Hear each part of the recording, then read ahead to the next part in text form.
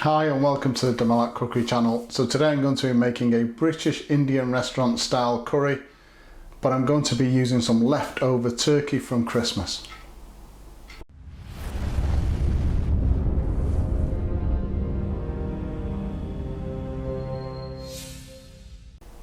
So okay, as I said, this is a British Indian restaurant style curry sauce.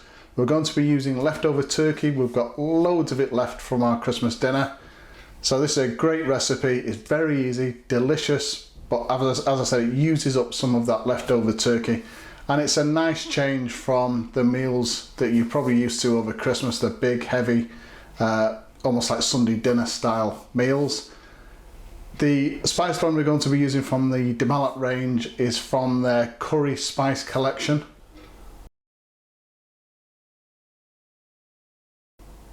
And as usual, a full list of ingredients will be given at the end of the video, so let's have a look at those ingredients now and anything else we're going to need for today. So for this recipe I'm going to be using 2 tablespoons of mild curry paste. So this is actually Patak's. Just use a decent one if it's not Patak's. Got some of our leftover turkey, so I've just cubed that, maybe 1.5 to 2 centimetre cubes. Just be really careful, obviously this is pre-cooked meat. Hopefully you haven't dried the turkey out too much so it doesn't break down. We want it to remain in those chunks. I've got 500 millilitres of base gravy. So this is the Malat curry base gravy. Obviously if you've got a recipe, make your own.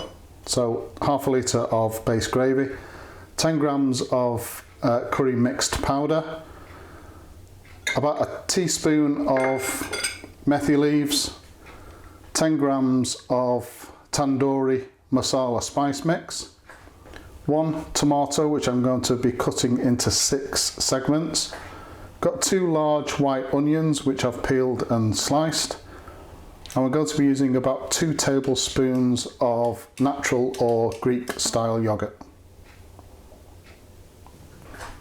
So the first thing we want to do is to marinate our turkey in a tandoori style paste. So I've got the natural yogurt in a bowl. Going to add in our tandoori spice mix. Just mix that in. Next thing we want to do is to add our turkey. And I just want to be very gentle with the turkey, but just make sure that it's coated on all sides. So you can add a little bit of red food colouring if you like to this tandoori mix, depending on how red you want the meat. I haven't done it for this one. And then once we cover all of this meat in this tandoori mix, we then want to leave it just for about half an hour, just to allow the turkey to soak up or absorb some of those flavours. Because the turkey is already pre-cooked, it doesn't take a lot of time to soak up some of those flavours, so half an hour will be enough. So I'm going to cover this with cling film or food wrap and place it in the fridge for half an hour. So the first thing we want to do is we want to fry off that turkey. Now it's taken on the flavour of that tandoori mix. So I've got this oil quite hot. We're literally going to be cooking this turkey for a couple of minutes, and the reason for that is to get some colour and flavour to the outside of the turkey. We obviously don't need to cook the turkey all the way through because it's already been cooked. So this is literally going to take a couple of minutes as long as you've got the oil hot enough.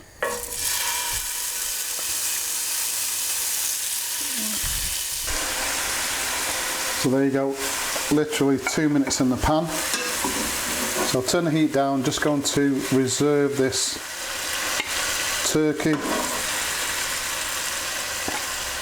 while we cook the rest of the ingredients.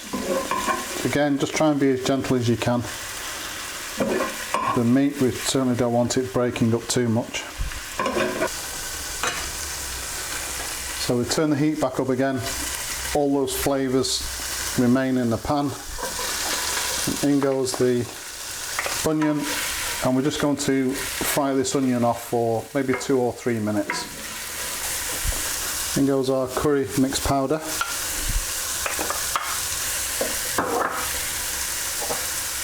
And our methi leaves, and just another couple of minutes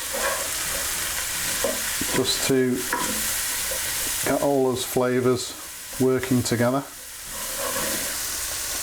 Okay, so in goes the 2 tablespoons of our mild curry paste.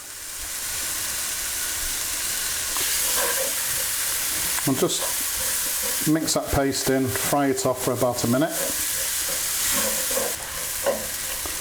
Okay, about half of our base gravy.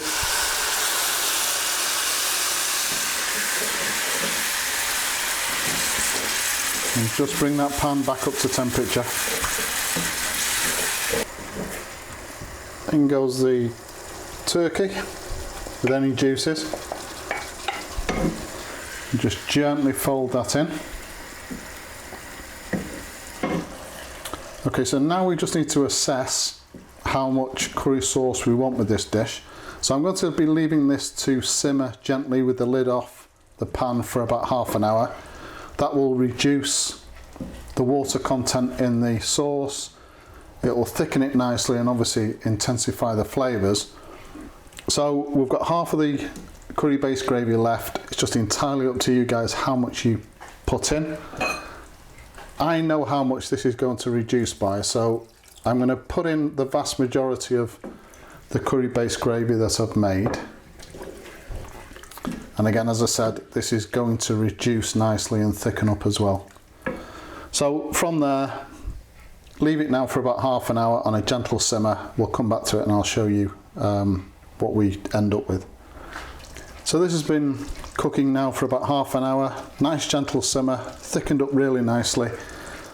Last thing to do is to add in our tomato, our fresh tomato, and I'm only going to be cooking this now for another 3 or 4 minutes.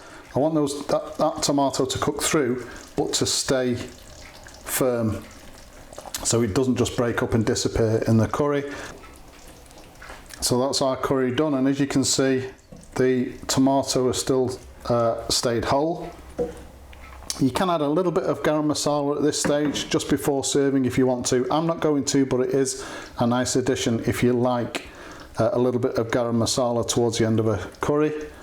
This is enough to serve 3 to 4 adults. Absolutely delicious.